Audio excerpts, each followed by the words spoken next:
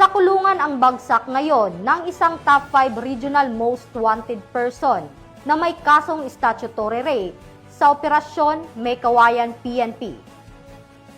Patrolwoman Mildred Tawagon, ibalita mo.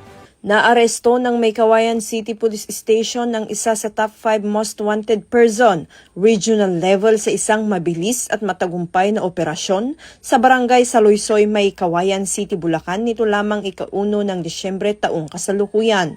Kinilala ni Police Lieutenant Colonel Melvin M. Florida Jr., hepe ng Meycauayan CPS, ang suspect na si alias Bajay, 26 anyos at residente ng naturang barangay. Nadakip ang akusado sa ikinasang operasyon ng pinagsanib na puwersa ng Meycauayan CPS at Provincial Intelligence Team Bulacan East. Ang pag-aresto ay isinagawa sa bisa ng warrant of arrest para sa kasong statutory rape na inilabas ni Honorable Olivia V. Escobia Samar, presiding judge ng Regional Trial Court Branch 79 Malolos City, na walang inirekomendang piyansa.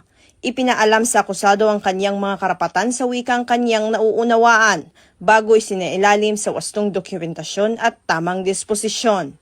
Patuloy ang Bulacan PNP sa ilalim ng pamumuno ni Police Colonel Angel L. Garciliano, Provincial Director ng Bulacan Police Provincial Office, sa mas pinaigting na kampanya laban sa kriminalidad at sa mahigpit na pagpapatupad ng batas. Ang matagumpay na operasyon ay patunay ng dedikasyon ng kapulisan sa paghahatid ng hustisya at ng kanilang hindi matitinag na serbisyo para sa kapayapaan at seguridad ng publiko sa lalawigan. Mula dito sa Bulacan Police Provincial Office, ako ang inyong PNN correspondent, Patrolwoman Mildred A. Tawagon, alagad ng batas, tagataguyod ng Balitang Pulis.